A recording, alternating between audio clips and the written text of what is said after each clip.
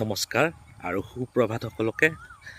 তো কালি যে কৈছিলোঁ ভিডিঅ'টোত আজিৰ পৰা চেলেঞ্জ আৰম্ভ 15 দিনৰ বাবে। আৰু ৰাতিপুৱাৰ প্ৰথম কাম সেয়া হ'ল এগিলাচ কুহুমীয়া গৰম পানী খোৱা, আৰু খোৱাৰ পিছত আপোনালোকে খোজকাঢ়িব ওলাই আহক।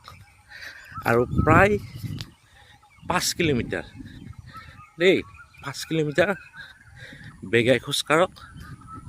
সেইটো হ'ল আপোনালোকৰ প্ৰথম কাম।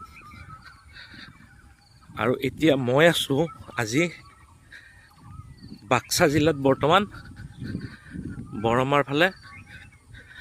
আৰু এতিয়া এয়া খোজকাঢ়ি আছোঁ। বতৰটো ইমান ঠিক নহয়, বৰষুণ দিব, গতিকে তথাপিও এয়া খোজকাঢ়িব ওলাই আহিছোঁ। আৰু এতিয়া মই 5 কিলোমিটাৰ খোজকাঢ়িম।